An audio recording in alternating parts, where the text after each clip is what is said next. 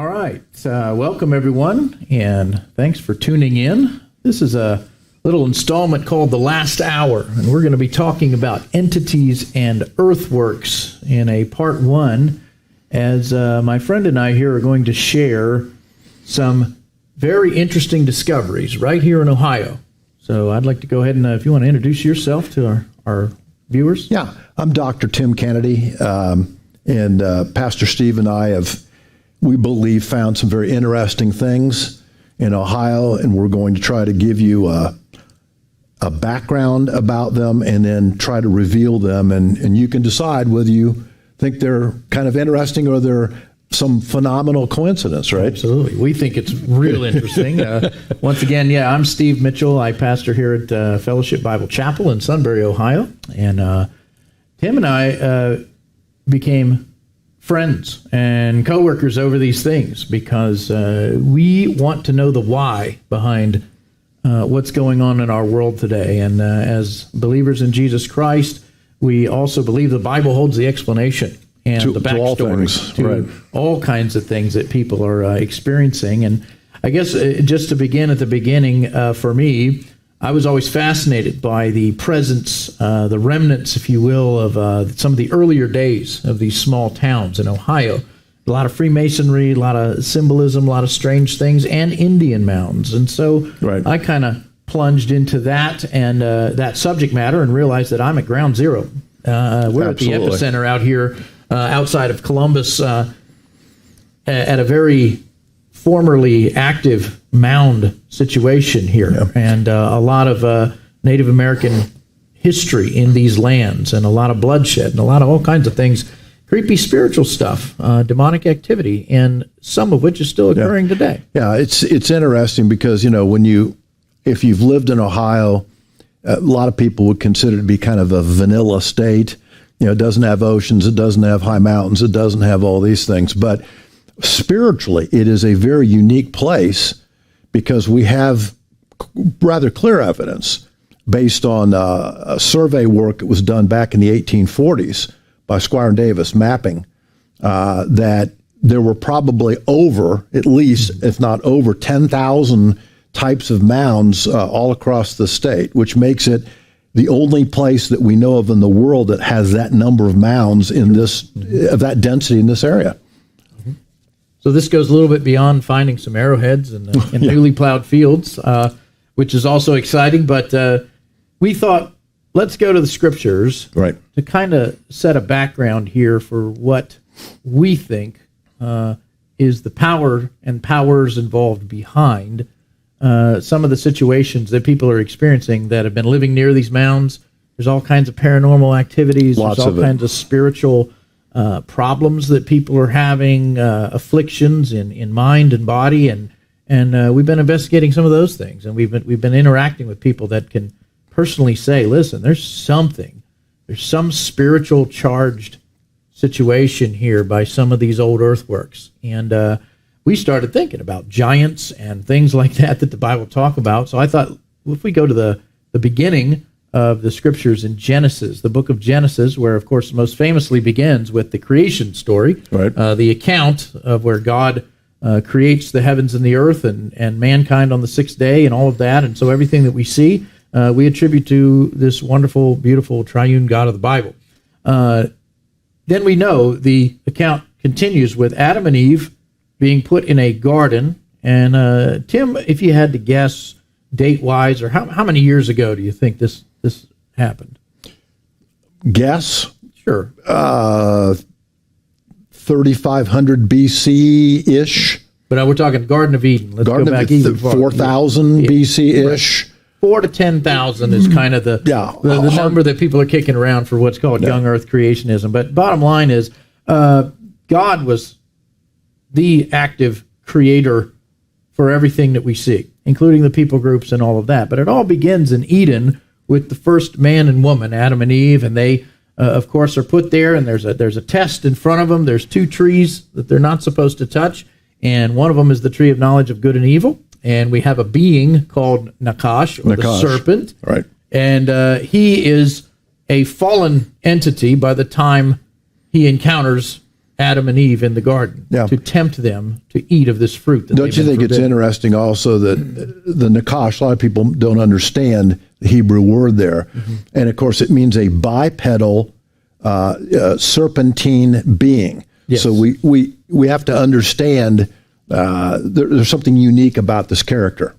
There's other things about the adversary that would indicate a shining as well. Exactly. So Lucifer. We're probably talking about a radiant, splendid supernatural being that was part of the congregation in the mountain of God. And you can read about this, on your own in Ezekiel and Isaiah. Originally, yes, there's a group of beings there, and this one rebelled, and he is now in the garden tempting the first woman to eat of the fruit. And when she does so, as God promised, her eyes were opened, and she believed the lie of the serpent and went against the command of God. And in that day, she spiritually died, and death begins to proliferate in all areas. Scientifically, entropy begins. Yes, absolutely. And so there's the backstory for why we age and are dying at this very moment, and why this world is full of sin. It happened there in that initial rebellion. So in the sentencing stage of that, when they're called to the carpet and God says, "Hey, what did you do?" He's calling Adam to accountability. They said, "We ate. We shouldn't have eaten, and now our eyes are open. Now we realize our nakedness. There's shame here." Fear of God? Yeah, God clothes them with skins, and he begins to pronounce judgment on the man, the woman, and Nakash. And the environment, too. Yes. Yeah. And so maybe Genesis 3:15, we'll take that segment of this divine judgment on them. And he's speaking to the serpent, to that being who, again, either indwelt this other creature or whatever's going on there. The one who caused this evil to be in there. In verse 15 of Genesis 3, God says, "I will put enmity between you," that's the serpent, "and the woman, between your seed," that's the descendants of the serpent, "and her seed," the seed of the woman.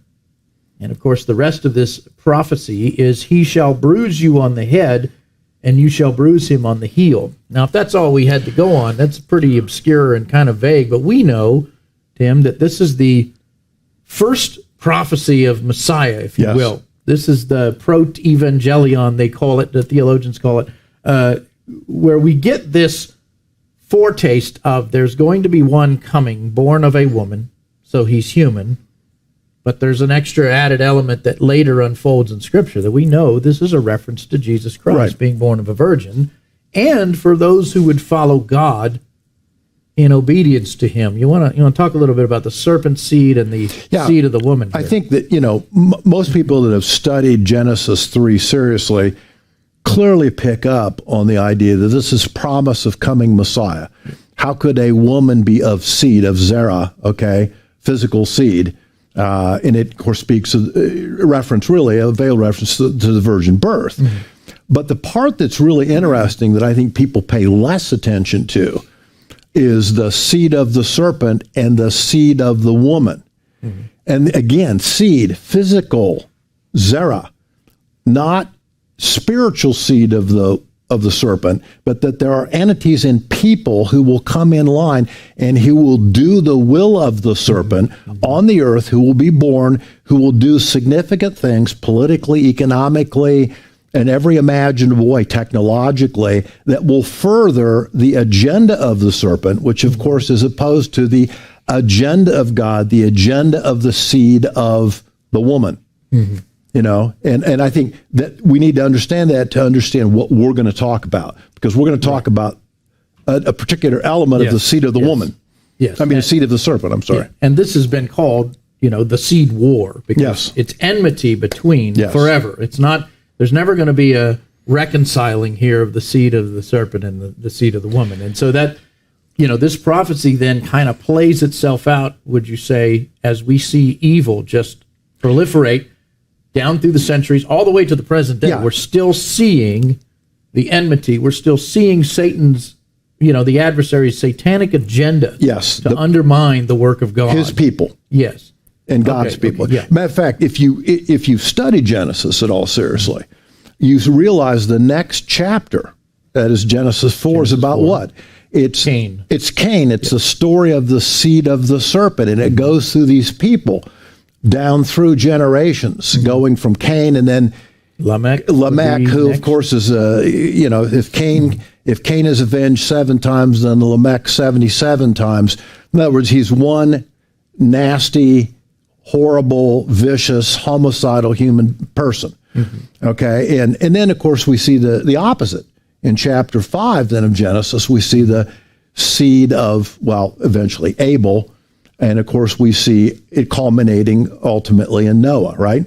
Right, sure. Who's this figurehead of righteousness and being untainted by this seed agenda. Let's look at, should we just go to Genesis 6 at this point? Because it's been rightly pointed out by some that if you were to ask someone in the Second Temple period, what's wrong with the world, they would instantly, of course, answer, well, the fall started it. But they would also then probably be quick to follow up. At least many of them would have. What happened in Genesis 6? So you could turn to Genesis 6 and let's look at the first couple verses of. So this is, a couple generations after Cain, and leading up to the great worldwide flood that's eventually going to be, put on the world by God here to cleanse the situation. But I don't know if you want to read 1 through 4. Yeah, how about I read the first 4 verses and then let you comment on what this is talking about here. This is a mind blower. It is. When it comes to the disclosure that we get in Genesis 6. And should we say, it is probably, in my opinion at least, and I think you would agree, one of the most poorly taught sections of the Old Testament. Absolutely. Without understanding this, you cannot understand the significance of much of the rest of the Old Testament and into the New. And yet there are such bizarre attempts to turn this into something that the wording clearly states. What we're going to read here shows at face value exactly what God was talking about here. And yet you have figures in church history that come along with the stroke of a pen and go, well, it can't be that because of how radical this is. Let's change the text and the meaning. Yes. Yeah. So what are we talking about? We're talking about the first 4 verses of Genesis 6, and it goes like this. It says, now it came about when men began to multiply on the face of the land, and daughters were born to them, that the sons of God, Benai Elohim in Hebrew there, the sons of God, saw... Only used of angels. Yes. Saw that the daughters of men were beautiful, and they took wives for themselves, whomever they chose. And then the Lord said, my spirit shall not strive with man forever, because he also is flesh. Nevertheless, his days shall be 120 years. And then verse 4 says, the Nephilim were on the earth in those days. And your Bible translation, depending on what you read, might say giants were on the earth Latin. In those days. And we'll see why that is a connector to this term, the Nephilim. They were on the earth in those days, and also afterward, when the sons of God came into the daughters of men, and they bore children to them, or they bore to them. Those were the Gibborim, or mighty men, who were of old, men of renown. And then it immediately follows in the verses after that the wickedness was just exponential. Yes. That God just goes, man, I'm going to cleanse this entire situation with a flood. But I think only in understanding what's going on there, as we talk about it a little bit, can you understand what the wickedness really is. Yes. People will almost, it was more immoral then. Well, really, was it more immoral then than it is now? I don't think so necessarily. So it's a different kind of wickedness. There's a contamination aspect here that God's going to just take out. He's going to have to remove. And back to the terminology of sons of God, the church father Augustine or whatever said, just would appear to be almost randomly as he was commenting on this passage back in his day, very influential to a lot of people, Augustine of Hippo. He with the stroke of the pen merely said, well, this can't be talking about some sort of a union between angels or angelic spiritual beings and human women. But isn't that what the text actually says happened? It literally says that. And, you have to do complete injustice to the text to interpret it any other way. This is where, of course, we got the sons of Seth theory, right. which of course is absolutely against the wording in the Hebrew in these passages. The two different sets of humans, in other words, Cain's lineage and Seth's lineage. Right. So, Seth's godly lineage would be the sons of God, and Cain's would be the daughters of men. And again, that just, like you said, that just does gymnastics with this passage. Yes. It doesn't really make any sense as to why this was even a crime, or why the offspring would be highlighted as they are, the Nephilim. Right. Tell us a little bit about that word. The Nephilim, the word Nephal in Hebrew means kind of two things. One is it means to fall down from. And of course, we're going to talk in a second about where they fell down from. Okay. It also means to fall upon. It means to literally, in today's term, a predator, to predate upon. That's why they're called the mighty men. Okay. The predators, the violent, capable, militaristic. But what it's telling us is that, and we have to kind of go a little bit to the book of Enoch here. Now, some people will dispute about Enoch, although we have to say Enoch is quoted in the New Testament, in one verse, word for word. So it's certainly the New Testament writers knew of the book of Enoch, as you and I know of the findings in the Dead Sea Scrolls. The number one fragment number that was found the most was the book of Isaiah. But what was number two? Book of Enoch. Yes. So it was read by the Jews extensively, studied by the Jews, and Enoch tells us this very interesting thing. Yeah, and the scriptures make other nods to Enochian phraseology and terms that they would have instantly connected with that intertestamental writing. So, yeah, that's powerful, and this, along with the other themes, are confirmed. You have the epistles of Peter at the end of our Bibles and Jude, yes, who definitely give a nod to Genesis 6, that this was some sort of group of sinning angelic beings who fell after the same fashion as Sodom and Gomorrah and others in the days of Noah, and that's the time frame it gives it. So this is clearly backing up that Genesis 6 is an incident that occurred.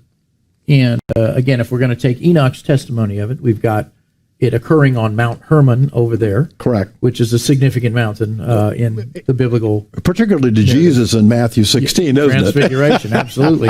And at the base of it, where Jesus pronounces, that the gates of hell will never prevail against his church. He's at the base of Hermon when he says that in Caesarea Philippi. But, 200 watchers or angelic beings, and they even give you some of the names in Enoch. Yes, they do. Made a covenant with one another, sort of saying, listen, if we do this, if we go down and lustfully take these daughters that we have been watching, that's why they call them the watchers, and you even find that phrase in Daniel in our scripture. So this is the thing, they observe us, they watch, and in this case, there was a group of 200 or so of them, according to Enoch, who got together and said, let's go do this thing. Let's go intermarry with the human populace.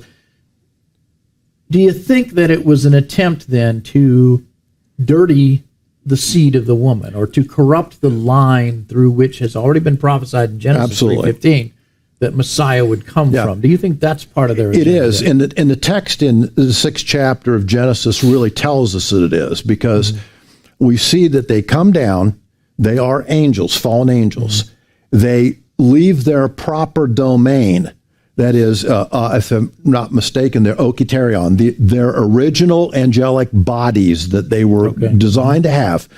They take another form so that they can then have sexual intercourse, and it's really literally what the word says there. They came into with human women, and then they developed this hybrid group of beings that the first generation is called the Nephilim. And it's it sounds almost science fictionish, doesn't it? There's a lot of movies that are touching on this type of theme, as sexual encounters with dark entities, and that's it's coming out of the pages of biblical history here. One of the validations of this theory that it was meant to genetically corrupt the human race so that Messiah could not be born into this world from true human stock. And that was what we believe the attempt was there ultimately, okay? But one of the validations of this is when we read, I believe it says, isn't it in the 8th verse? I haven't looked. Verse 8 and 9. Yes, where it talks about Noah, and it says he was blameless in the sight of the Lord. And the word, I think it's the word tayamim.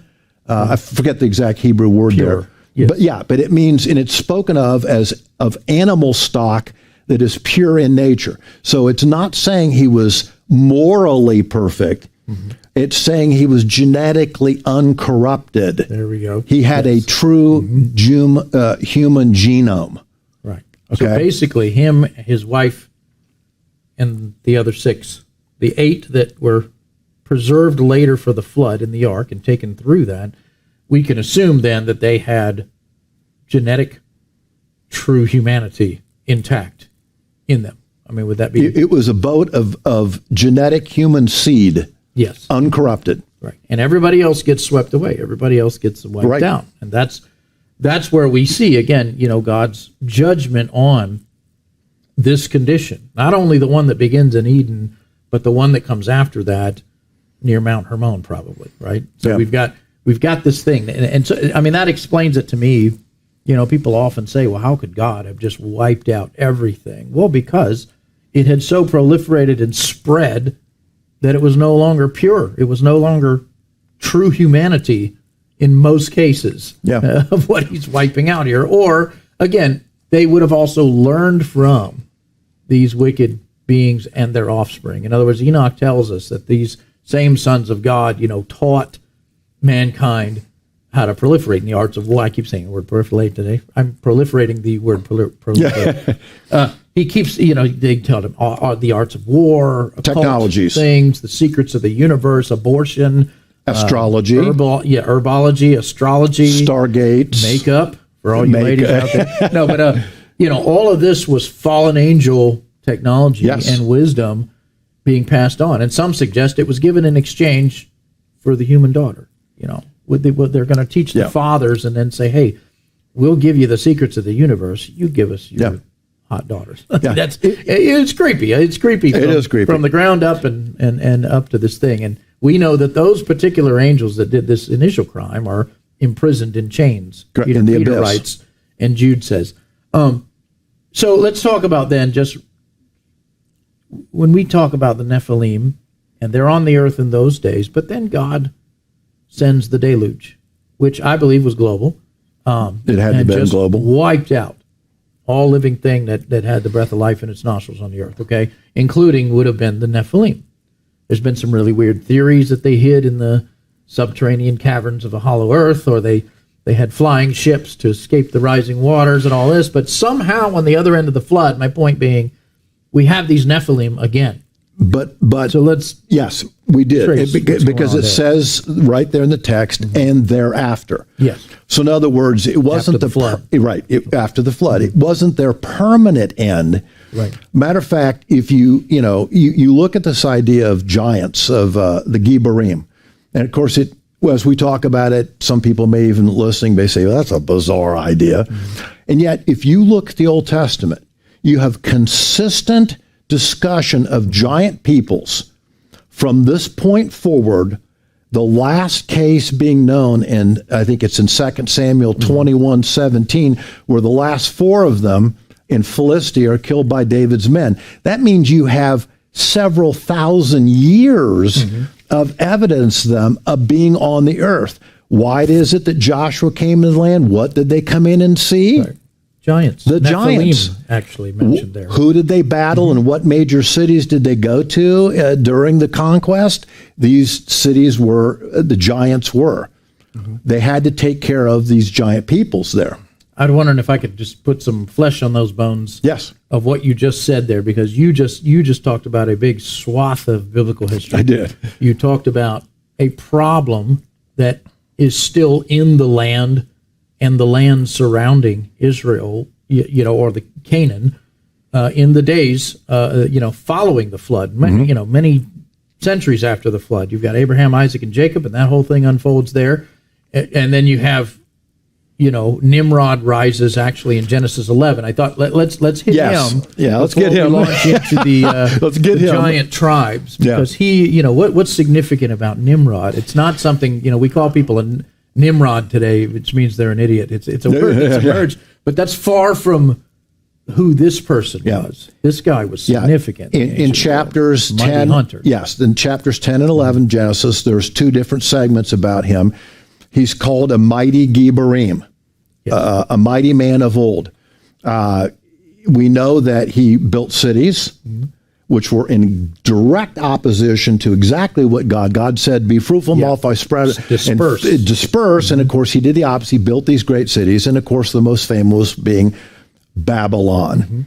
He does a very interesting thing. First of all, it tells us, and you'd have to look, I don't have the Bible right out in front of me, but it tells us in 10, I believe, it says that Nimrod became a Gibborim. Yes, I was going to bring that up to you. That's the Hebrew. He became, so somehow he is transformed into one of these genetic hybrid entities. And he does then something very interesting, among other things, the building of the cities, but he also then builds this tower. And of course we know it, the Tower of Babel. It says of the tower that it reached into the heavens. Now, the English translation there usually is very poor, because it gives you the impression it's talking about its height per se. That's not really what it's getting at in the Hebrew.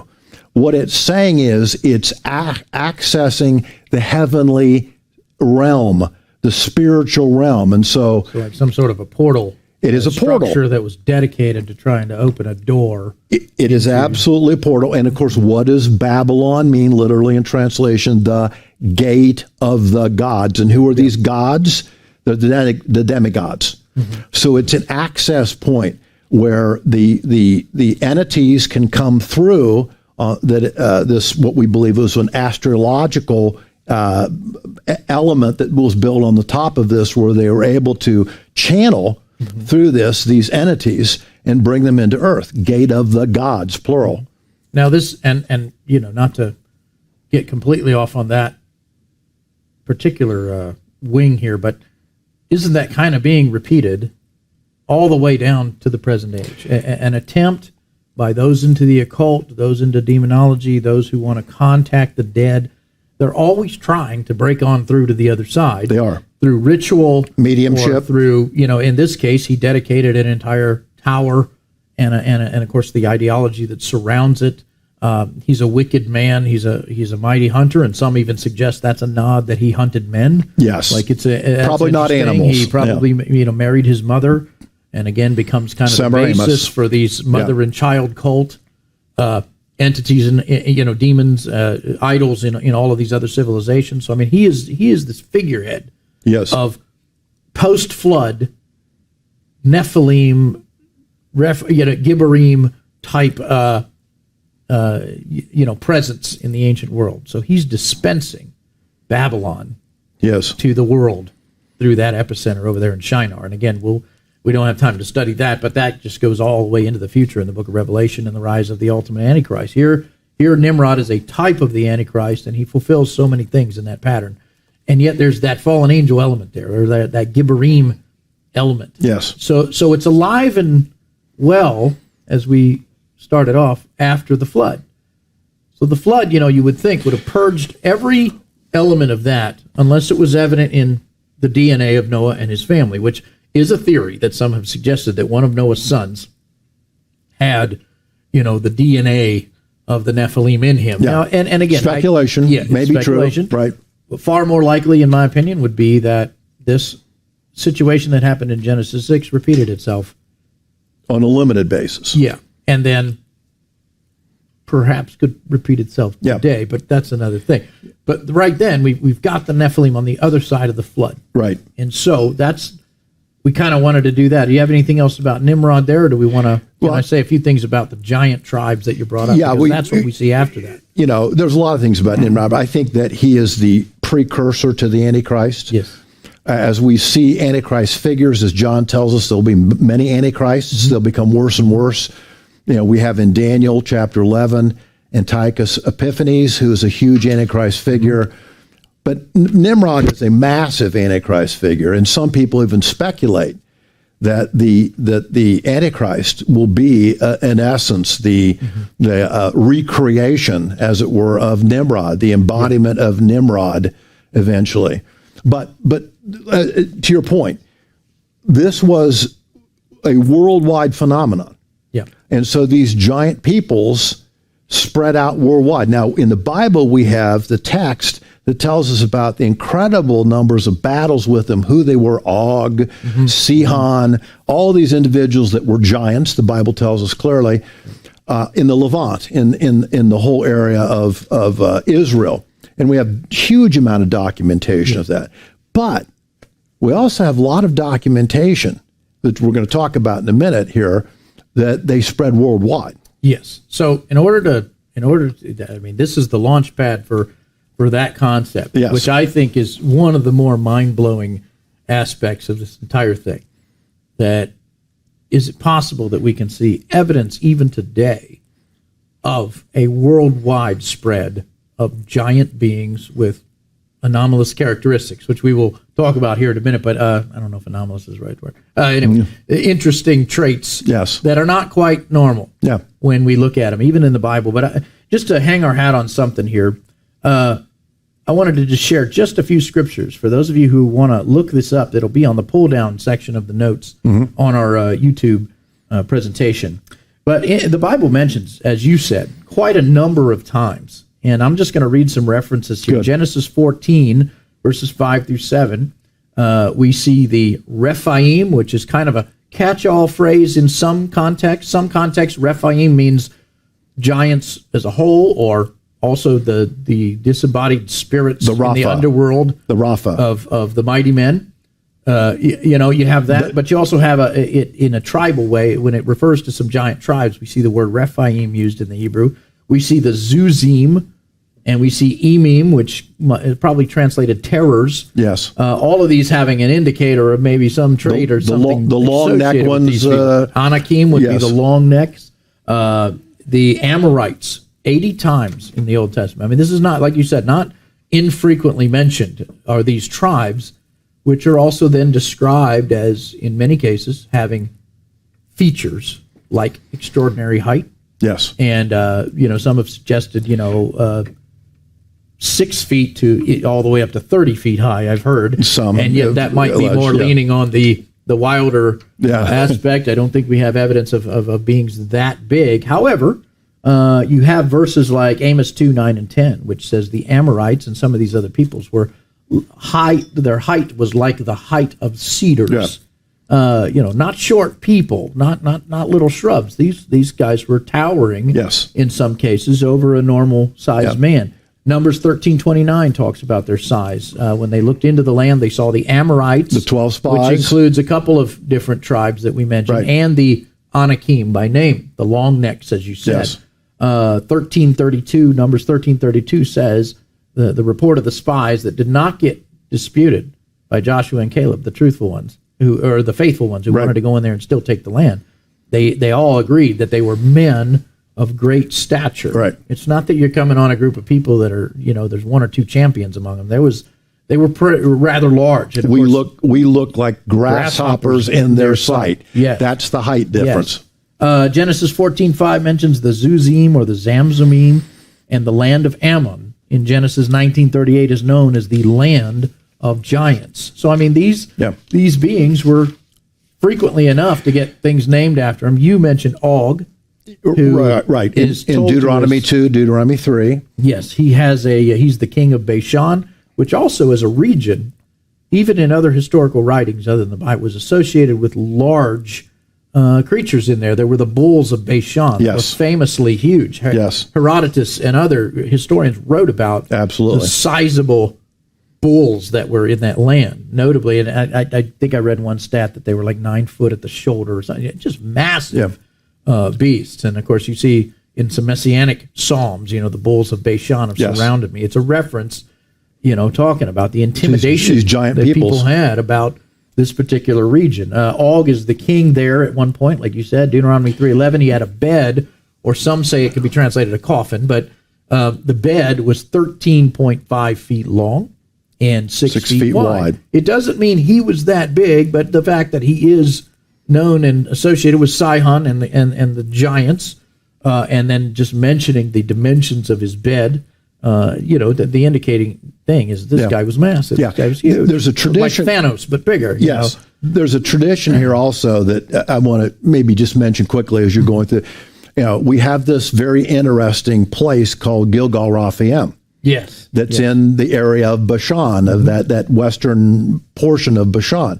Of course, what is it? It's a tomb of the giants? Yes. Or the wheel of the giants. The wheel of the giants. Yes. And of course, at least history tells us that Og was buried there in the center in this dolmen. Dolmens being stone structures that are three-sided. Allegedly, he was buried in the middle of that, making it a spiritually powerful place. It was a megalithic place. We're going to talk about megaliths and things like that as we go on here, where spiritual power is centered in this megalithic type structure. Yes, absolutely. And, to this day, there are people that believe that these, energies or whatever reside around some of these burial places and with a portal type we have some interesting scientific information about that too, about EMF fields we'll talk about. But we'll jump into that. I just want to mention finally, in Genesis 14, it talks about Anak, the son of Arba, who built Kirjath Arba. We call it Hebron, and he's a giant. And there were Amorites, an individual named Mamre that somehow associated with Abraham. He was an ally with Abraham and had some oaks there. But all of these are giant figures. Yes. And I'd like to read Joshua 11, 21 to 22, just to get us on to the next portion here. He was commanded to cut off the Anakim from the mountains, from Hebron, from Debir, from Anab, and from all the mountains of Judah and all the mountains of Israel. Joshua utterly destroyed them with their cities. No Anakim were left in the land. They remained only in Gaza, Gath, and Ashdod. By the way, I think there's a coastal element to those cities. Yeah, they're all Philistine. And so we remember Goliath in 1 Samuel 17, the champion of the Philistines there. He is a descendant of Anak, again, which means long neck, which might indicate some of them had a trait that was recognizable like that. He was said to be 6 cubits in a span high, 9'9", or some a Dead Sea Scroll fragment said 6'9", 7 feet. That's still intimidating to a shepherd boy and to the soldiers of Israel. Right.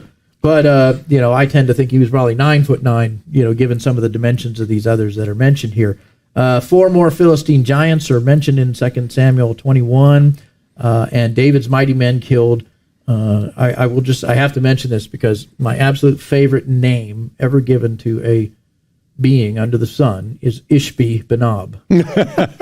Which, if I was going to have a son, it would be little Ishbi. But that's the coolest name. But he was a giant. And Lami, I believe, was Goliath's brother, and another one named Soph, and an unnamed giant with 6 fingers and 6 toes, and a 7'6" Egyptian, just to name a few more things in 1 Chronicles 11. Right. The Bible just keeps mentioning these guys on and on. Featuring. And again, there's something non-human or non-normative for sure. Hybrid traits. 6 fingers, 6 toes. We call it polydigital, but it's more than that. It's a characteristic trait of these descendants of the Nephilim, which have connection to, again, some sort of an interface between supernatural beings and human women. Yep. And I believe 100% that it happened. And like you said, sci-fi is the word that comes up. Right. And I think we're being conditioned by people who don't believe in the Bible to relegate it to that. Oh, yeah, that's crazy. Conspiracy theory. You've been watching too many movies, and I'm going, or have we been reading the Bible? Right. And which is the originator of all these, including all the false religions about how the gods came down to humans and had titans and gigantes and hybrids, and there's a giant aspect in all of these cultures. You cannot understand mythology, whether it's Babylonian mythology, whether it's Greek, whether it's whatever one you want to go to. They all go back to the demigods. And where did they say the demigods came from? Universally, from the sky. From the sky. Right. So the point is this, to just summarize what you've just said. In talking about the giant peoples, you have to eliminate a tremendous number of verses in the Old Testament, Yes. a tremendous number, to deny that indeed this is factual.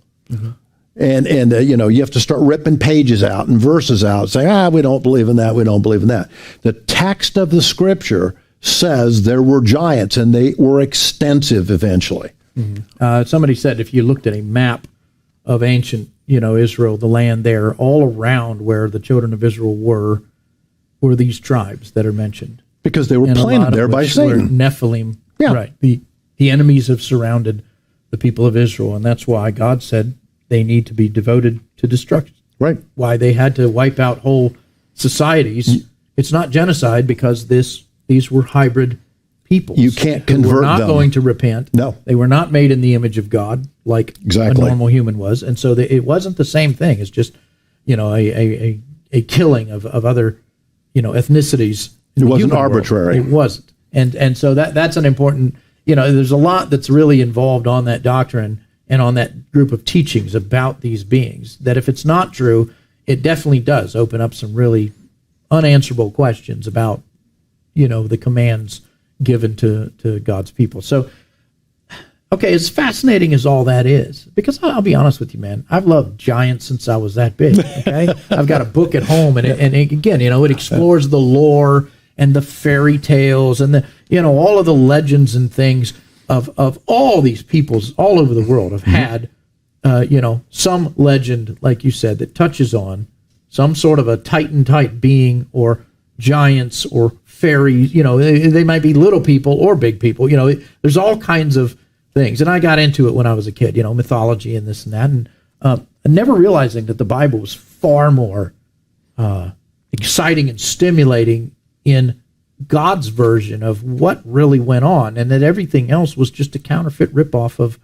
the actual event, which was more crazy, mind-blowing. Yeah, absolutely. Than you could even imagine. So there's an excitement here in trying to piece this together.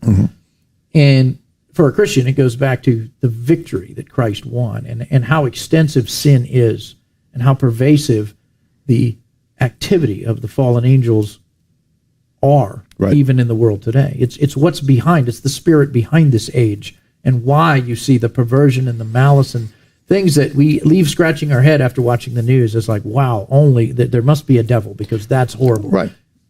These beings are active and involved in that. But let's. By the way, just to put one more comment in terms of what you're saying, it makes you have a very different view of Paul talking about Satan being the god of this world. Yes, absolutely. Sure. He controls the nations, and he has these entities doing what he wants them to do, influencing people the way he wants them, influencing elitist groups the way he wants them to influence the geopolitical situations on the earth, because he's the god of that. Right. And he's got principalities and powers and ranks, literally, of spiritual beings to do these things. One thing we didn't touch on in this Nephilim part, but I'd like to just in passing mention, if you will. And Dr. Michael Heiser just came out with a brand new book called Demons. Right. And he explained, he gathers scholarly material about what we're talking about here. We're scratching the surface here that's been studied by, I would say, a very small amount of people in the body of Christ, also mixed with some theorems and things that are a little bit goofy and probably not supported biblically. But one idea is that the demon spirits that are now active in people, possessing people, influencing people on some level, and of course in Jesus' day, there's so much exorcism going on at the Messiah's hands, and he's got ultimate power over them to where he just, sometimes he speaks to them, most times he doesn't, they just flee, they know who he is. And partly because one theory that's out there, which I find to hold water, that Jews believed in Jesus' day, were that they were the disembodied spirits of the Nephilim. And the very idea that they're called unclean spirits has the idea of the mixture, which some say is a nod back to the blend, between the hybridization of these things. And so when a Nephilim giant dies or gets dispatched in the Old Testament, and the body whether dies, by Israel, whether by the angel of the Lord, a pre-incarnate Christ, whether by the flood.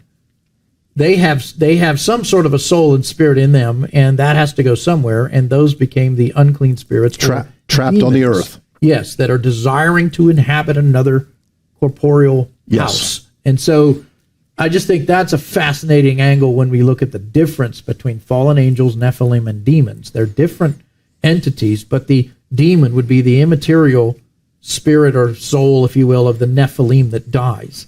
Isn't it interesting? That's how this thing is so interwoven in the dark world, because they all are on the same team, but they all have various spheres of influence on humanity in opposition to God. Every bit, every single part of it is a rebellion, including the ongoing work that we're going to reference even is happening here in Ohio. Right. So. True. Anything else to add about the Nephilim and these things before we could jump into the big question? Did any of them make it to America back in the days of Joshua? 3,500 years? You mentioned the date 3,500 years ago. Let me go back to one thing you said that I think we need to tie together. It's really important, okay? You talked about the Amorites. And, of course, you showed the documentation in the Scripture about the height, the size, that many of the Amorite peoples were giant peoples, okay? Now, the Amorites became different people groups ultimately, and one of them were the Phoenicians. Seagoing folk. Yes. Now, and of course, we get into all kinds of interesting things about why did the tribe of Dan move from the coast up to the foot of Mount Hermon? Why did they rebel that way and take a place that God didn't give them? Why did they merge? Because we have evidence in the Scriptures that they apparently married into and merged with the Phoenician peoples. But we have to keep in mind the Phoenician peoples because of something we're going to talk about, I think, here in a minute. Okay. Well, we can talk about it now. Okay. One theory is that during the time of extermination, where Joshua said to go and just wipe these beings out, that they, many of them would have foreseeably, and I believe definitely, fled the Levant or that area. And so, like you said, they get involved with folks that have seafaring technology, so they're able to travel and get away from the epicenter of the Holocaust on their, towards them. And of course, they would have spread up into Europe and all throughout Asia, and maybe even across. Okay, they spread and they build things. Yes. They build megalithic structures. Megalith meaning stone, something out of stone usually. And these structures have very specific purposes for them. One of those purposes being they were calendars, universally calendars. They predicted the solstices. They predicted the equinoxes. They predicted the 18-and-a-half-year declination cycle of the moon. Yes. Very precise movements that were built out of stone that, of course, mathematically seem absolutely impossible for ancient peoples to know how to do this. Now, an interesting place, okay? We know about Stonehenge in England, and everyone's pretty familiar with it. It's a megalithic site. It's a calendar site. But we also have a Stonehenge-like place in the United States. Yes. It's outside of Salem, New Hampshire, not very far from Boston. My wife and I have visited there and gone there. And again, if you go to it, it's called the Stonehenge of America. It's on a private ground. And if you want to see, by the way, we'll give them a little advertisement here. If you want to see a great documentary on it, look at what L.A. Marzulli's just done in his fourth series, I believe, of the Trail of the Nephilim. The Mound Builders. Exactly. Series, And look at his I think it's his fourth video that he's just completed recently, Stonehenge of America. Now, if you stand in the middle of this, and you can see it if you go to that video series, there's a central stone place there. And there's an altar, interestingly enough, on that, which is inscribed, gouged on the outside, and then a little trough area in one corner. It's angled, interestingly enough. It's believed it's about 8 or 9 feet long and about 6 feet wide. And when my wife and I went there, I've been on missionary type of stuff in Honduras 7 times. And so I'm pretty familiar with Mayan ruins. Been to Copan Ruinas multiple times and seen the stuff there, the altars there, the ball fields and all this stuff. And when my wife and I went there, we went to the central point, and I looked at that stone altar, and I said to my wife, I have seen this before.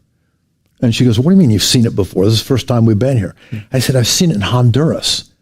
The exact same altar, size-wise, gouged out around. Drainage trench in it. Exactly, for, of course, sacrifices of people. Now, Stonehenge of America is a massive calendar system. The henges, or the monoliths, are set up around it in precise locations that predict the solstices, the equinoxes, and just like we see literally all over the world. Right. Now, L.A. Marzulli found a very fascinating thing at Stonehenge of America, and this is where the tie-in with the Levant is. It was just, he didn't find it, but he talks about it. The gentleman who's the curator there now, about, I think, 20 years ago-ish, they found a stone. And it had an inscription all over it. It's about this big. You can see it if you go to LA's video series. And for quite a while, no one knew what it meant. They called in I believe a Harvard linguist, I think he was, who knew Phoenician. And he looked at it. He says, I know what it says. And they go, really? And he translated it, and it says, to Baal of the Phoenicians. Wow. Now, how do you get a stone inscribed with to Baal of the Phoenicians sitting in this area outside of Boston? Unless it was those people who came there from Phoenicia and either brought it or inscribed it themselves there. So you're telling me the First Nations, Native American tribes did not go to Phoenicia and bring that back as a souvenir? Don't think so. Okay. Right. Okay, and we hear this a lot. We hear artifacts and things that seem out of place all over the Americas. Yes. You know, from various other cultures that we are they're kind of revising the. If they can't relegate it to a conspiracy theory with no credibility, they're being forced to kind of rewrite who right. made it here to these shores and what they were doing, and it's foreseeable. Then you're telling me, let's bring it back to the giant thing. And we'll get into this, that we have evidence in this country of giant beings. Yes. Now, that opens up a huge can of speculation and accusations and everything else. And evidence. Exactly. It's been shown that that's the case. So if these beings, which we believe would obviously have originated over in the land, find themselves here in America building these megalithic structures that look very similar to not only things in the land there, but other places on the planet where other evidence of giant remains have been found. So they could have jumped a ship then with the Phoenicians or something. Right. And come all the way over to what we now call the United States and landed on those shores and built Stonehenge in America. Right. That also has some sort of a connection with Canaanite architecture and things back in the homeland. Correct. So that's what we're asserting here, right? Yes. That's what we think is a valid theory, and it just makes us want to pursue that. It makes us want to try to nail this thing down. But all of it confirms the scriptures in terms of the people themselves. Let me make one more statement about Stonehenge of Americas. Yeah. Now, everyone probably, certainly of our age group, or maybe more so mine, knows about the Salem witch trials. And of course, we've had, in my opinion, the redaction of that history, where these were these poor girls that someone got the idea that they were witches and put this bad rumor on them. And as a result, they went crazy and they decided to put them for trial and they killed them. Okay? Well, how do you know he's a witch? Guess where we find this trial going on? In the town just where Stonehenge of America. As a matter of fact, closely connected to that. There's an interesting history of this, and I think there's a great likelihood that indeed they were witches, and where did they practice their occult activities? Stonehenge of America, okay? And we have some interesting stories about it. Matter of fact, there's a movie, and I forget the title of it right now. It was by Ed Warren and his wife. They were exorcists in the 1970s and 1980s. They wrote extensively, and there's a movie, I forgot the name of it. Conjuring series is about them, I believe. Yes, and it's a true story of their works over years and years and years. One of their most famous events that occurred to them, which is documented in this movie, is they're called into this place in Massachusetts, to this house that this family moves into, where there's probably the worst, well, for them, the worst paranormal activity they have ever experienced in their careers. Mm-hmm. And of course, who is it that they find out is the demon entity that is behind all of this? Baal? Well, the demon entity they finally find out is one of the women who was one of the witches who ended up hanging herself on a tree on this property and demonizing the local area there. Again, it's a son of a rabbit trail, but I mean, you tie these things together. The paranormal connection with activity, spiritual activities going on around these megalith things. I mean, and this is documented in England too, with people living in Stonehenge. This is documented in the American Southwest, with people living out about earthworks and things out there. Maybe a way to which brings up. Can I do an aside here? Let's do it. Okay, all right. Native Americans, of course, have their own study of the occult. They have their own shamans who were mediums. Mm-hmm. Okay, they couldn't build mounds very easily out west because of the terrain and the earthwork and the dryness. So they built this thing we call kivas, soul wells. Spirit wells. Yes. And they're all over the Southwest. Matter of fact, another trip we took, my wife and I take interesting trips, is to this very famous place in New Mexico in the middle of nowhere called Chaco Canyon. And Chaco is a fascinating place because it's a series of ancient buildings that are built at angles and in ways that are a calendar system. And again, they show the declination, 18.5-year cycle of the moon. They show the solstice. Very precise mathematics. These are built in incredible lines that are precise with angles built into them that represent pi and phi and the golden ratio and all these mathematical numbers that I don't think the Native Americans were able to know by themselves, okay? So we think that these beings, the fallen angels, that indeed, as Enoch and others kind of hint at, that they did come and teach, for example, a lunar cycle that now is kind of applicable all over the world with peoples that would not have had any contact with each other. Right. You know, they weren't publishing textbooks that went out and got distributed to all the ancient civilizations. Right. They had contact with entities that gave them the insights and the dimensions and some of the formulas and some of the things by which the universe runs, some of the order that God created, and that they had mastery and knowledge of that because they were heavenly beings. Right. The Anasazi Indians, who are the ancient Navajo, Paiute, you know, the oldest of those, talk in their oral tradition, and they have a very, very, very distinct and very carefully followed oral tradition. They go back to talking about the star people who came down from the heavens, who were godlike, who gave them information and taught them about the soul wells, taught them how to practice these things, taught them mediumship, incantations, magic. And of course, then isn't it also interesting that the Anasazis out there, my wife and I have gone to a lot of Anasazi places out there. The Anasazis talk about their perpetual war with the giant peoples. Yes. Okay? The legends of giant beings are filled in Anasazi traditions of their war. Matter of fact, they feared the giant people so much that the Anasazi Indian cultures never built on canyon floors out west. They always dug out in sandstone 40, 50, 60 feet above the canyon floor because the giant peoples couldn't get to them as easily that way.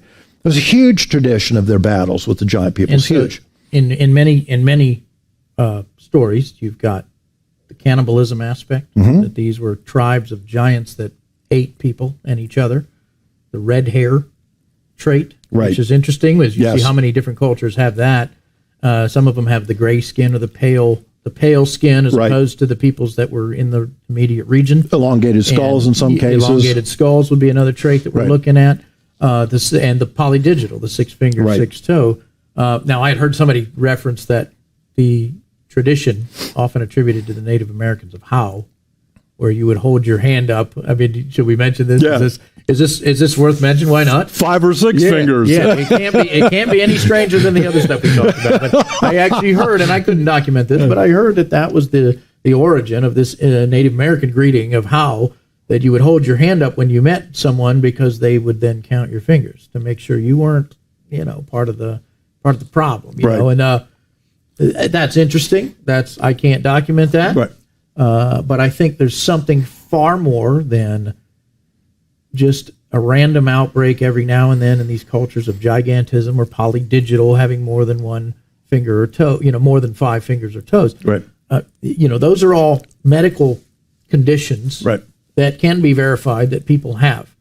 But, the legends and the stories include, races of people like this that stuck out very prominently for their immense appetites, their violent nature, and the fact that, I've even heard them connected to, again, the rituals at some of these places, that these were beings that came through portals or would show up when summoned, and, foreseeably could be used to be used as punishers of warring enemy tribes or something like that. But the bottom line is that was woven into the fabric, that the belief in the supernatural to that extent, and these particular characteristics in people's, that was woven into their beliefs. I mean, they had no problem believing Genesis 6, when it's funny how the church does, because it's taken, it's again tried to sanitize the weirdness of it. Right. And yet it seems true every bit, and it seems an absolute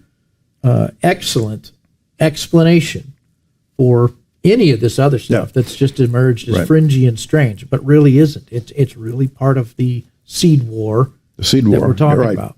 Now, do you want to talk about? We talked about the Kivas, the traditions of the Western Plains Indians, etc. Do you want to talk about the East a little bit now? Yeah, let's do that. Sure. Okay. Well, we have a different structure system in the East. Okay. East, meaning Eastern United States. Yes. We're talking about. Okay. Now we're heading towards Ohio. Now we're heading towards Ohio. Backyard. Okay. Now we have, because of the difference in topography, because of the difference in rain, because of the difference in soil, we don't have kivas in Ohio, but rather we have mounds. Yes. Now there's a long tradition of the Hopewell and Adena mound builders. Okay. The Ohio Historical Society and many other groups and writings and archaeologists have tried to convince us, in my opinion, that the mound builders built these mounds. Now, Squire and Davis were a group of explorers, 2 guys that were surveyors. And in the 1840s, they came into the Ohio area, and they went all over what is Ohio, and even further than Ohio, West Virginia and Kentucky, but especially Ohio. And they mapped. They mapped Native American villages, they mapped rivers, they mapped streams, they mapped any small towns that were there, and they mapped mounds. Indian mounds. According to their mapping, and we have both some of their original maps, and we also have kind of further additions or later additions of their maps that take their maps and add to it. Okay, we estimate that there probably were, conservatively, originally, 10,000 Native American mounds in the Ohio region. 10,000. Yeah. 1 0 0 Yes. 0 0. That's 10,000. a lot of work. That's a lot of mounds. Now, of course, most of those mounds are gone because as pioneers came in and cleared land, they also plowed over a lot of these mounds, okay? We still have a significant number of these mounds, right? Yeah. Okay. And what we found and this, I guess, if you want to start what you and I found, we looked at some of these original maps of the mounds and realized one, I think, fairly obvious thing about them, and that is they're clustered. Yes. You have parts of Ohio, and I think we can try to connect on the website here, maybe a link to some of the 1913 map that we have. Yeah. Okay, and people can look at it themselves. Lots of red dots on that. Lots of red dots. Marking what has been confirmed and discovered. Exactly. Mounds used for burial, ritual, or ceremonial. Unknown. Yeah. We have areas in Ohio where there are very few mounds. In eastern Ohio, a lot of places, hardly any mounds at all.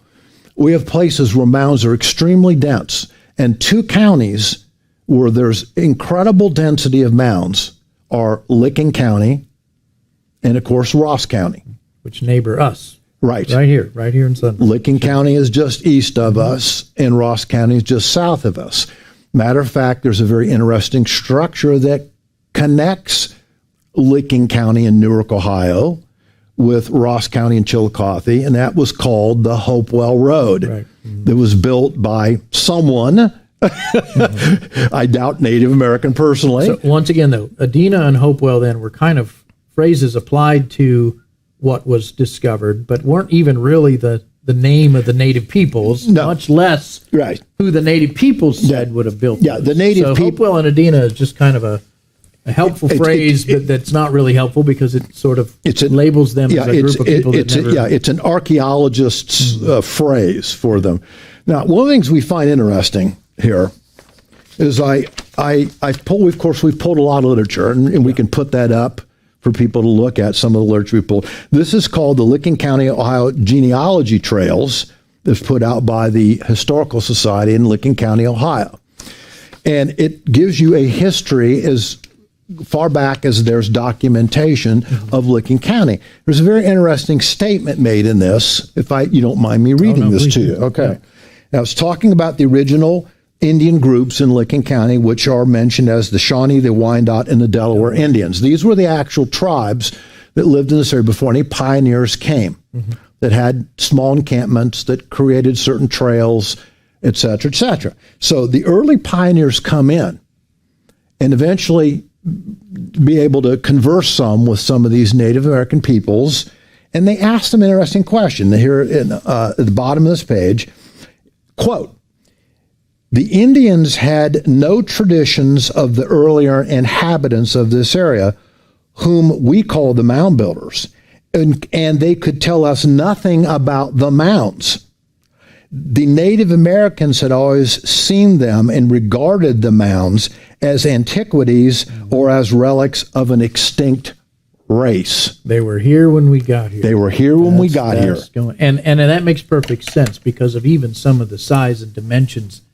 The logistics of a tribe of First Nations people with smaller, tools and that nature, you can't build these mounds. If you had a workforce of thousands, it would take you hundreds of years to move the tons of soil, and some of them are layered with ash and gravel, and then soil. They're very intricately put together. And yes, there are Indian bodies that have been pulled out of these mounds, but many of them testify that, we put those in there.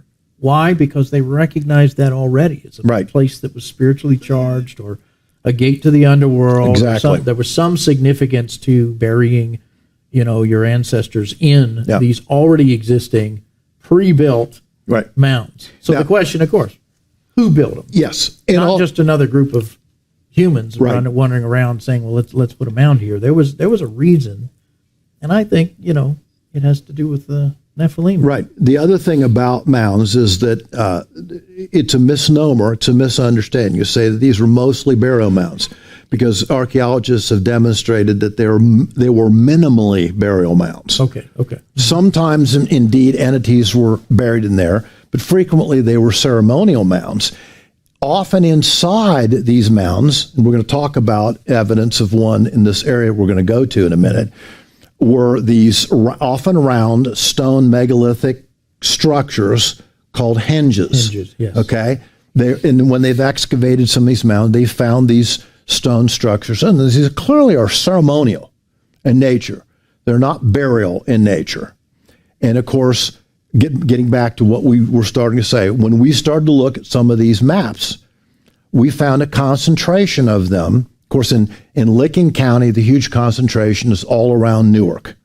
And of course, anyone that studied this knows about the Newark Earthworks, which are an unbelievable design, it's the math involved in the Newark Earthworks. Octagon mound. The octagon mounds. Most famous feature there, or the most right. detailed. And of course, L.A. Marzulli does an excellent job of documenting this and showing that these structures, and there are multiple structures that built around Newark, are mathematically designed and could not have possibly been built by anything we know by the current mathematics. You had to have math at least of the level of Pythagoras to do these things. And of course, we have no evidence that the Native Americans had that technology. But you and I started to look. We started to say, hey, let's look at where these mounds have density, where there's a lot more of them. And we looked, and of course, we knew about Newark, but we looked 12 miles north. Yeah.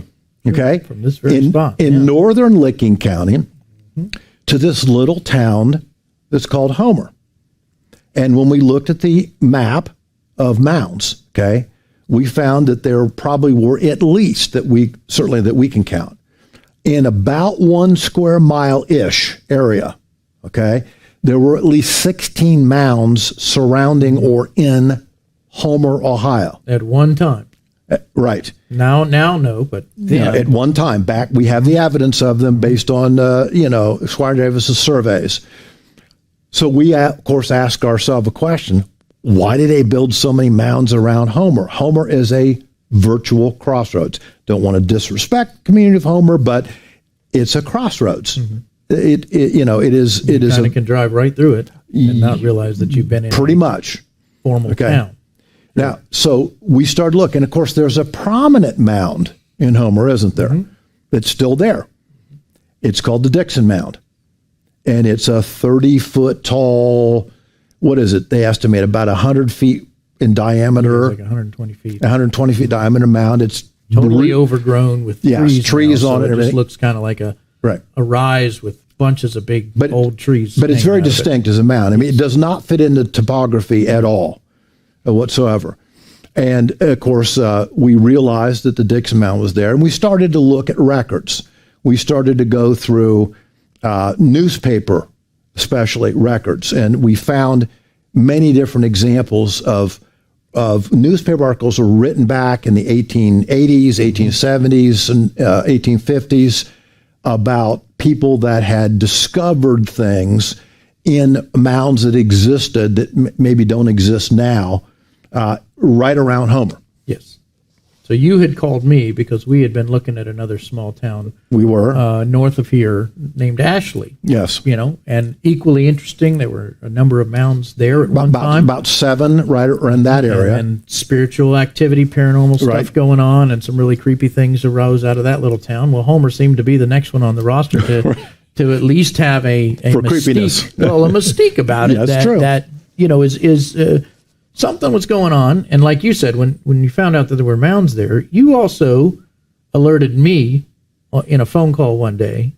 I would never have heard of Homer except the guy on The Simpsons, unless you had said to me that one day, hey, there's another issue here involving some very interesting things that were found in a little town called Homer not far from here. I'm going to ask you in just a moment to tell us what it is that triggered you to look at Homer. And then, of course, that ended up triggering me to drive out there one afternoon. It's true. Just to see what I could see. And I found that very mound, the one existing right there next to the library today and across from a cemetery. Now, what's the thing that put Homer on the map in your heart that made you kind of perk up and say, hey, we need to look into that? What did they find there? Okay. Well, as relates to what we've been talking about for this entire episode. There is a farm. I forget its exact name. It's one of the original platted farms of Homer in the 1830s, 1840s era. I think we actually have a map of the plat and the farm that maybe we can put up on the site. Okay. And it shows that there were a couple mounds in this one farmer's fields that he owns, and those had been excavated. And in this one mound was a henge found, and there were 4 skeletons found around and in that henge in that one area. And there's a newspaper article. We pulled newspaper articles. We pulled all kinds of we started to dig through what was there. What did people report back in the 1870s, 1880s, 1860s that they found, eyewitness account. And what they found in that one mound was 4 giant skeletons. 3 giant skeletons measured by the people at approximately 7 to 7.5 feet, 3 of them, and the 4th one being 8 feet tall. They measured them, they talked about them, they looked at them, and of course they documented the existence of these things. Well, there are also other mounds that were also excavated around Homer too. And Homer has, you want me to talk about the geography of... Yeah, let's talk about one of the skulls first. Okay. Before we leave the actual skeleton, unless you want to fit that in later. Just about how, when we're talking about a 7-footer or an 8-footer. Okay.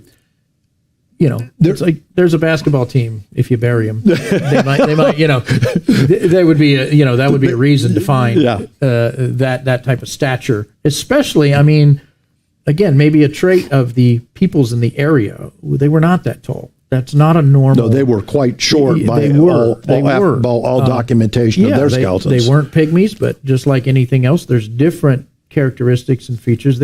These 4 skeletons would have stuck out proverbially, literally head and shoulders and probably torso over a normal person the Native American in that area. Tribes. Yes. So yes, that's intimidating. That's scary.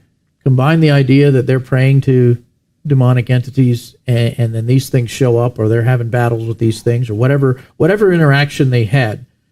You know that there had to be something really frightening and supernatural and just bizarre about it. But just to put some flesh on those bones, they dug a skull. I guess the skull of the 8-footer would be my assumption, or I don't know. No. Or did they find another jawbone? Okay. What was if people go the size of an iron bucket? Yeah, is the one I'm thinking of. If people go to the map of Homer that we're going to put on the site, you'll see the library, you'll see the Dixon Mound, and then to the north, you'll see the cemetery. And at the very edge of the cemetery is the Licking River. I mean, literally. Yeah. And we've walked the cemetery. We've been there a number of times. To apparently the east, I believe it would be, yes, of the cemetery site. There's kind of land that sticks out there. Although it's a little bit difficult now because the 1913 flood apparently eroded a fair amount of the riverbank there. It moved the river a little bit. Moved the river and also eroded the bank and things like that. There was clearly in the records here on Licking County around Homer, there was an ancient fort. We believe it was just to the east of the current cemetery. All right. It is reported that near that fort, it doesn't say exactly where, but near it, we have the newspaper article, okay, that a couple boys were digging in a mound there. And they dug in and they found a 12-foot, what they said, and was a 12-foot giant skeleton there. And the comment is that the size of the head was so huge that you could have put it over a human person's head with both hands on either side. Now you can to touch the inside of the mandible, the lower jaw. Exactly. That's how big a mammoth this skull thing would have fit around. Right. So we have so there's the 12-footer too. Yeah. So we have 3 7-footers, an 8-footer, and a 12-footer by newspaper records of eyewitness accounts here. Now, how credible to you, just as an aside, are those newspaper accounts? Because obviously nothing has survived that we could go see under a glass case or has been tested or able to be tested today that we know of. I have a theory. Okay. That wrapped in burlap in some old barn out there is a molar that big, or something like that, or a 6-fingered hand. Okay. These remnants could be somewhere. We don't know, but we do have the testimony of the newspapers of the time. Yes. How credible is that? Matter of fact, let me just give you an example here. I don't know if you want me to hold this up or not. Sure, yeah. Okay. I don't know if you can see this, but this is a book, one of the books by Fritz Zimmerman, who's done extensive work. He's amazing work. It's amazing work. And of course, compiled those very newspaper clippings that we're talking about. It's called, the title is The Encyclopedia of Ancient Giants in North America. Now, this book is filled with newspaper accounts. Got a little bit of evidence in there. Hundreds and hundreds and hundreds of newspaper accounts. He's pulled all the stuff in these local county newspapers that wrote about these events. Now, you have to either conclude that there was a conspiracy that went on, where somehow all these people were convinced to write these crazy accounts of these crazy events, and the word got out, let's write crazy things, okay, in Ohio, all these counties, West Virginia, Kentucky, and talk about these giant skeletons. Or you have to conclude that they were writing real things of real discoveries that occurred, because we've got hundreds and hundreds. Steve Quayle's got books with all these newspaper accounts, and there are probably thousands, ultimately, of newspaper clippings and accounts of eyewitness accounts of giant skeletons. And I personally, just to clarify, I mean, I accept it as a valid historical resource beyond reasonable doubt that these people found and reported what they found. And, like you said, the reason to collude, to try to start a movement of deception or something, it just doesn't seem to be something that might have been on their radar at that time. Plus, you have people that, again, I think genuinely were blown away as well as you dig up something like this. Right. You find this and you go, wow, and that's much closer than to even an interaction with the First Nations people that were living there, and who of course have a whole legend backdrop for all of that, which I also though believe those peoples were reporting and incorporating into their instructions what they encountered in many cases. Matter of fact, we have L.A. Marzulli is friends with this gentleman, Chief Joseph Riverwind. Joseph Riverwind, who is the oral traditionist of, I forget which Native American group now. I can't remember. I wanted to say Lakota Sioux, but I'm not sure. But anyway, we could find that out. But he's been featured on L.A.'s documentaries, and Chief Joseph Riverwind says conclusively over and over again, we have no oral tradition passed down over the centuries and centuries and centuries, okay, of the Native American or First Nation people building mounds. They were here when we got here. We wondered who built them. And of course, they talk about also the battles between the giant peoples and the Native American peoples. Just like out west, we had the same thing going on in the east also. Yeah. That's where we find ourselves today, with all of these remnants of these earlier civilizations that seem again to indicate that there were beings of great stature and other physical traits that are no longer common or around here. But could these have been Nephilim survivors from the Levant? I think Could they be descendants of those originals that fled the Holy Land and landed here, interacted with the peoples that were, that eventually also settled here on some levels, and of course left these massive evidences of building and technology that the original cultures that we ascribe this land to didn't have, as well as even today, how they did it. Some of it, we're scratching our heads as to how to build a serpent mound with the preciseness and the volume of material that's used. I mean, it would be a huge undertaking. With our technology. It's interesting. You mentioned Serpent Mound. I don't want to go too far, but Serpent Mound, of course, and if you want to, it's an excellent book. Probably the most well documented book I know of about Serpent Mound, by Ross Hamilton, called The Mystery of Serpent Mound. It's an unbelievable work. Serpent Mound is over 1,200 feet long. It's in Adams County in southern Ohio. It's the largest effigy mound in the world. In the world. Okay? Right. In Ohio. So the point is, something creepy has been going on in Ohio for a long period of time. Well, let's tie that in to Genesis 3:15. Wow. And how it just because you brought the Serpent Mound up, and maybe this would be a good time to kind of wrap up this first episode of Entities and Earthworks with connective tissue to the concepts that we brought out and the Ohio connection to Genesis 3:15. Okay. Yeah. Does that make sense? Yeah. Look, two things I want to say, in this. If I can, back at Homer for a minute. If people look at the map of Homer, which we are going to put on the site, they will see where the library, modern library is. They will see where the Dixon Mound is. If they walk to the north, you walk across the road to the cemetery. Now, Fritz Zimmerman, in his book, talks about and has evidence that underneath the cemetery originally was built a henge. And that henge he calls a solar calendar, a calendar system underneath. Now, we don't have physical evidence yet of that. In other words, we don't, could someone use ground penetrating radar and try to find? Maybe, maybe not. There's some limitations about how deep you can go and what you can find.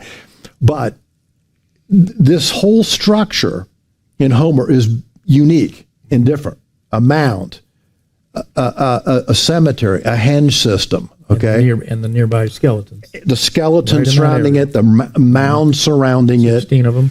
And therefore a what we believe to be a unique spiritual place with unique spiritual energy, that is demonic satanic energy. And we're going to talk here on our next segment about what we think. Now, in Serpent Mound, if you look at a picture of Serpent Mound, which I think we're going to put up also, Serpent Mound has these 7 coils in it, If you run lines through these coils, you then develop through these lines a architecture, if you would, a map, a calendar that, again, shows you the equinoxes, that shows you the solstices, that shows you the 18.5 year. Pretty much direct alignment with exactly. what's happening in the heavens. And as L.A. Marzulli has well said, when you go to Serpent Mound, and I've been there, you've been there, L.A.'s been there several times, on the ground, you can kind of get an idea of it. But the only way to really get a great view of Serpent Mound is in the air, And so L.A.'s taken a drone, and he's been 700-800 feet above it. And you see this unbelievably inscribed, effigy mound, which, by the way, is an exact representation or outline of, I believe, 33 of the stars of the constellation Draco. The serpent, the dragon, inscribed on the ground. So this is a very designed place. The mouth of the serpent, if you go to a picture, it shows the serpent swallowing an egg-like structure, Now, we believe, as Christians, this is a statement by the satanic world forces, Genesis 3:15 in reverse, if you want to think of it that way, where God says that the seed of the woman will crush the head of the serpent. Here's Satan's view inscribed on the ground in an effigy mound in Ohio that says the dragon will eat the woman's seed. Okay. Yeah, that's very likely that's a signal, broadcasting. And like you said, it doesn't make sense unless you're looking down on it from the air or the high places. And who is the prince of the power of the air? Satan. And it's interesting because the Nazca lines are similar. None of them make any sense when you're on the ground. True. And yet for miles, these figures of birds and animals and beasts, and all of these would have been depictions of things they worshipped. Hybrids, many times. Creeping things and things that Romans 1 tells us the nations are obsessed with over and above God. They take his created thing and worship the lie. And who's behind that? Satan and his, team. So we just see that dirty fingerprint in all of these cultures that have rejected the God of Israel, that rejects the God of the Bible. And you're going to be what you worship. So it's just interesting that these were created by people who would have never gotten the full appreciation of it if it was just for aesthetic art purposes. Right. The unveiling of the Serpent Mound to whatever people were living there was no big deal. But what was it a big deal to? The entities. It's a broadcasting. We're submitted to you. We're on board with the agenda of a serpent eating the seed of the woman. Perhaps if that. And again, we don't know that that's what that means. It's just very interesting. And like I said, I think there's definitely significance with the Draco connection. I mean, and why why not? Why would we not see all kinds of activity among this very real dimension, with and in and among each other, trying to galvanize, edify their own agenda to destroy Jesus Christ? Because that's really, again, it all comes down to Babylon and the emergence of a Nimrod again, who is doing what? Sticking his finger in the eye of God, trying to connect with these other entities. Right. One other thing about Babel, there was another source that said there was a statue on top of it with a sword aimed at the heavens. Yeah. This is all of that. This would be the regional outpost of, hey, this belongs to me, the God of this world. Exactly. To me, Satan. Being. Right. So I think, man, the biblical backstory, the current observable conditions and ideologies, and the paranormal activities, and the association with violence, bloodshed, and occult ritual around these mounds, and the imagery associated with them that so coincides with astrological things, and the very nature of the fact that these structures and earthworks and things of that nature would be so far out of the scope of the building capacity or desire, maybe, for the peoples that are often attributed to it. Right. I think you combine all of that, and I think we see very clearly the testimony of the forces arrayed against our God that are not going to win. Right. They've been defeated at the cross, but they are afflicting many people. And I think the next episode we'll get into a concrete history in this town and another one of that activity and draw that connection between the presence of the mountains. What we want to do in the next segment that we do is we want to show you what we've discovered. We believe in this little town called Homer of the seed of the serpent, one element of the seed of the serpent. And we found we have a lot of documentation, a lot of newspaper articles, and books. It's mind-blowing. We think so. It's people have to decide. It's on another level. But we're going to show you how this is connected and what we've uncovered about its connection. And that's what we'll start out on in our next segment when we get to it. So, and this is part of, our commission in the scriptures to expose the unfruitful works of darkness and to see people that are captive to these powers, renounce them, be rescued from them, and then live lives in devotion and submission to Jesus Christ our Lord. I mean, that's really our ultimate goal for these shows, and we want to thank you for showing up for this first installment of it. I had a blast. I am so thoroughly pleased to do this work with you, because I believe it's been a case of us saying, Lord, what do we need to know? And let us not go beyond what's written. Right. And yet in the world that we're at, the details are so staggeringly bizarre that I think we'll see a little bit more how this unfolds in real time at one time in the town of Homer. But until then, I don't know. You want to close this in a word of prayer, and then we'll... That's fine. We'll go from here today. Lord, we thank you for this time. We thank you for all that may view this. We ask for curious minds, for people to put the pieces together, the puzzle pieces. You give us all these pieces in your word. We just have to pull them out. And we pray that you would always guide us in your way.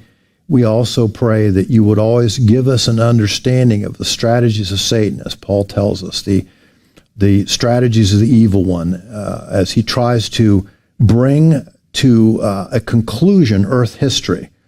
We know how that history is really going to end in the book of Revelation in chapter 19. But we just thank you for this time, and we pray that we can, again, unfold more and pull back more so that we can see what's really going on here, and that it will be edifying and encouraging to the hearts of your people. So we thank you for these things and pray them in Christ's name. Amen. Amen. This is Dr. Tim Kennedy. I'm Steve Mitchell. We want to say blessings in the name of the Lord Jesus. Until next time, you've been watching The Last Hour.